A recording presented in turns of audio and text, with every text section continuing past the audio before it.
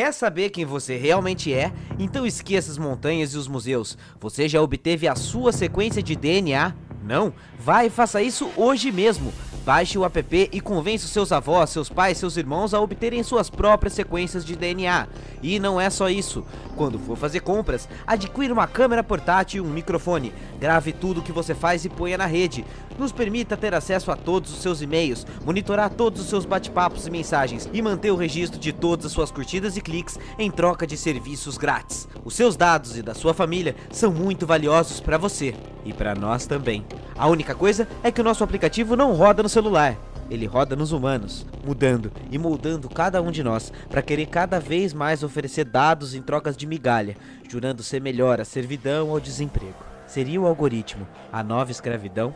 E aí, suave e tranquilo? Continuando a série dos dados e algoritmos, hoje vamos falar de mecanização do trabalho, a importância da matemática e se essa nova forma de escravidão ainda tem alguma saída no buraco de dados que nos enfiamos. Falando nisso, já deixa o seu like e sua inscrição, porque o grande senhor algoritmo me obriga a pedir isso logo no início do vídeo. E olha só que coisa interessante. Existe um código que comanda essa plataforma, o YouTube, e apesar de parecer, eu não sou exatamente livre em minhas criações. Eu preciso moldar o título, pensar no assunto, na thumbnail perfeita, nos minutos de falar cada coisa do jeitinho que a plataforma gosta. Claro, é claro que eu sou livre para fazer o contrário das regras, mas aí o misterioso algoritmo vai me ignorar e vai deixar de me divulgar.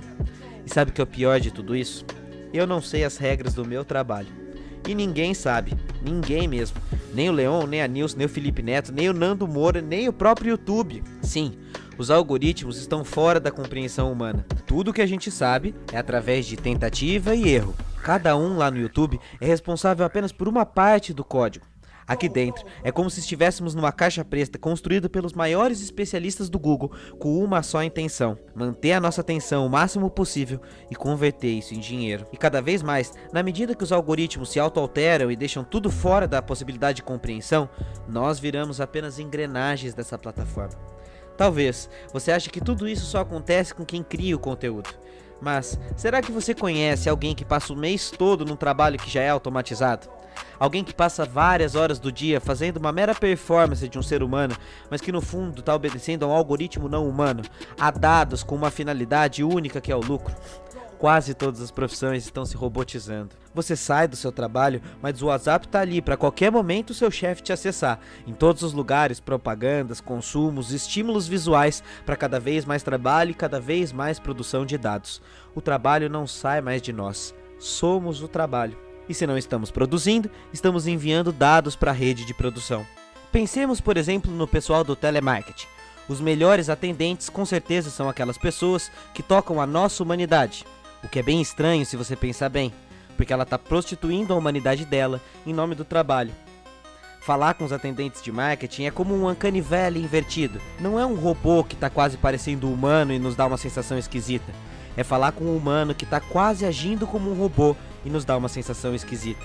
A pessoa que vive de ser robô, claro, continua mantendo necessidades humanas e até tenta ser humana nessas horas vagas, mas após passar o dia inteiro fingindo ser humana em meio a padrões de um algoritmo, vai matando a humanidade aos poucos e dando espaço cada vez mais a uma vida robotizada. É mais fácil obedecer o fluxo e não pensar muito a respeito disso do que questionar o que fazemos. E isso não se aplica apenas ao elo mais fraco da corrente, do trabalhador clássico. Os administradores e financiadores também se colocaram na mesma posição de alienação perante a própria humanidade. Somos todos subprodutos dessa máquina que foi ligada lá na Revolução Industrial e que basicamente tem o ser humano como combustível para queimar. Não é à toa, por exemplo, que nos últimos anos surgiu no vocabulário empresarial, no mundo do trabalho, várias palavras novas para disfarçar o que é o trabalho. Colaboradores, PJ, empreendedor, economia digital, tudo impulsionado por metas, competências. O novo cronômetro da era digital é para servir uma máquina maior que nós. Do CEO ao peão, experimenta não ter um celular para ver se arranja algum emprego. Não é mais uma escolha. Somos quase a totalidade de nós, apenas engrenagens usadas até a substituição. E a nossa função não é mais do que a exploração de nós por nós mesmos em nome de uma máquina. Se no dicionário escravizar significa dominar, impor, desvalorizar, restringir, há outro nome para o nosso tipo de trabalho na era digital do que neo-escravidão? Em 1936, um gênio chamado Alan Turing começou a revolução dos algoritmos. O injustiçado e perseguido matemático inglês foi o primeiro a formalizá-lo e aplicá-lo na criptografia, quando a máquina de Turing descodificou um enigma alemão e contribuiu para o fim da Segunda Guerra. Turing, porém, não poderia prever que o impacto dos computadores e da lógica automatizante se inverteria contra nós mesmos. Na sua época, Turing desenhou um teste que analisaria se uma inteligência artificial poderia simular um comportamento humano. Ou seja, os seus testes mediam se as máquinas tinham inteligência parecida conosco. Agora pense, já reparou quando o computador faz aquele teste de CAPTCHA para você entrar num site? O que está acontecendo é o teste de Turing invertido? Somos nós humanos tentando provar para as máquinas que nós somos humanos? Isso é altamente indicativo do tempo que vivemos. Como vimos no vídeo passado, dados e algoritmos serão tudo, a cura e a doença. Os algoritmos vão de fato descobrir muitas doenças. Quem serão eles que a partir desses dados vão cobrar mais caro no seu plano de saúde personalizado? São eles que vão distribuir água e eletricidade para todos. Mas também são eles que poderão controlar quem ou o que vai assistir de cada conteúdo. Com o tempo, tudo está passando para a concentração de pouquíssimas pessoas e empresas. E nós, concedendo esses dados gratuitamente, acreditando, como cita o sociólogo Ricardo Antunes, pior do que o privilégio da servidão é a tragédia do desemprego ou da falta de serviço. Por isso todos nós topamos migalhas, porque com o tempo nos encaminhamos para uma sociedade cada vez mais fragmentada, que vende a ideia de que se tivermos sorte, seremos no máximo servos de grandes empresas, alimentando dados de grandes máquinas. Se no passado a censura funcionava bloqueando o fluxo de informação, no século XXI o que acontece é justamente o contrário.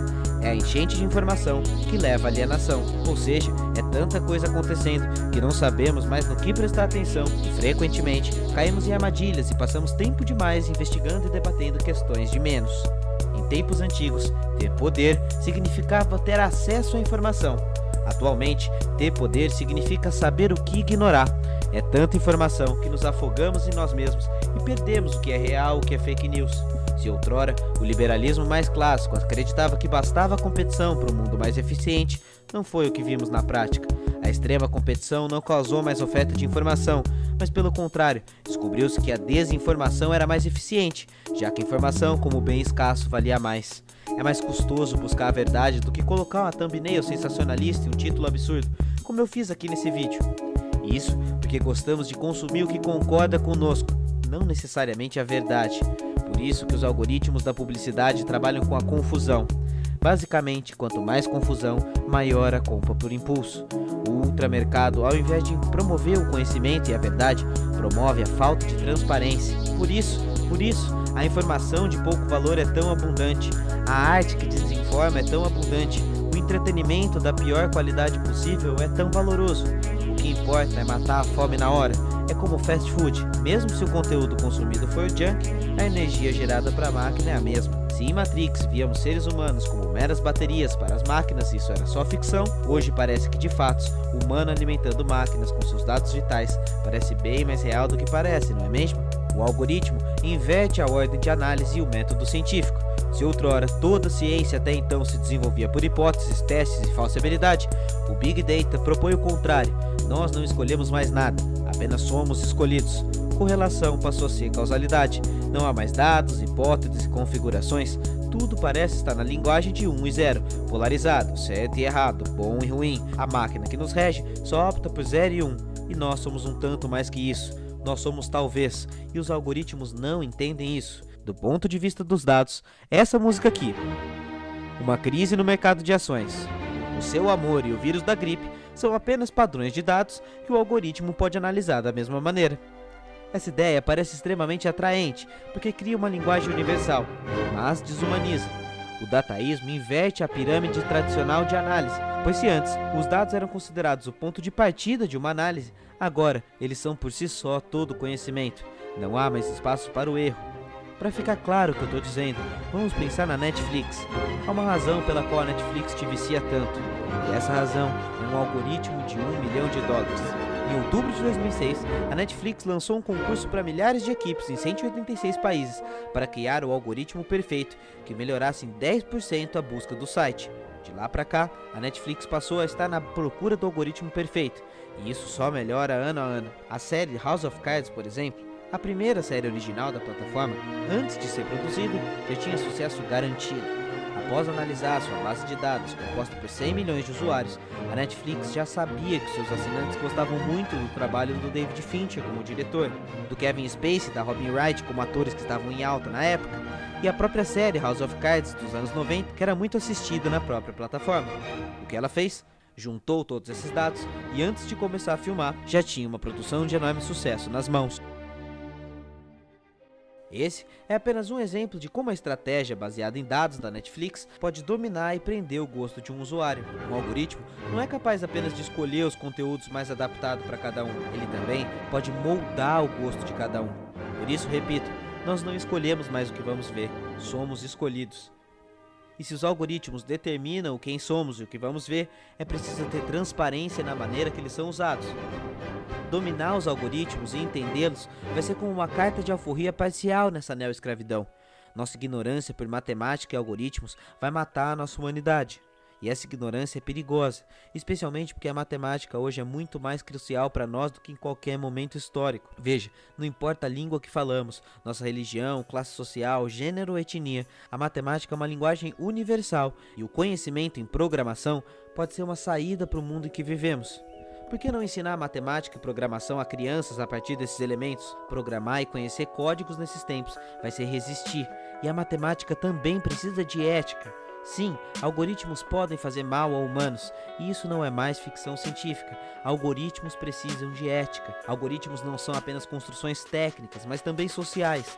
Por isso é tão importante debatermos esse tema tão profundo. Porque, claro, eu não estou sugerindo que a gente pare de usar o produto dessas empresas. Eu mesmo uso todos os dias, eu estou aqui dentro, eu meio que vivo disso. E eu acho que aqui é um caminho para o conhecimento. Mas também eu tenho a consciência de que não basta a gente acreditar no slogan da Google, Don't be evil, não seja malvado, porque isso é simples economia. Eles estão maximizando os lucros e controlando os nossos gostos. Reconhecer esses automatismos internos e externos, essa máquina a todo vapor que parece nos comandar, talvez seja o começo de um caminho para sair dessa bolha de violência e de cada vez mais algoritmos. O desafio humano daqui pra frente talvez seja a emancipação daquilo que nós mesmos criamos. Lembrar a todo momento que as máquinas nos servem e nós não servimos às máquinas. Do contrário, cada vez mais nos perderemos dentro da nossa própria opinião e estaremos sendo radicalizados pelo algoritmo. Essa radicalização, promovida principalmente aqui dentro do YouTube, é o que vamos ver no último episódio da série Algoritmos e Dataísmos. Se você gostou desse vídeo, saiba que o algoritmo deve bloquear desse episódio a monetização do conteúdo que o critica. Então vamos jogar contra isso como dá. Compartilhe, divulgue, financie o canal através do apoio coletivo no Catarse, dê like, sininho, inscrição, assista o próximo vídeo em sequência que ele adora e subverta o jogo com as próprias regras do jogo. Essa é a nossa única sobrevivência aqui dentro. Tamo junto, é nóis. Falou. Algorithms don't make things fair if you just blindly apply algorithms. They don't make things fair. They repeat our past practices, our patterns. They automate the status quo. That would be great if we had a perfect world, but we don't of algorithms. They think algorithms are objective and true and scientific.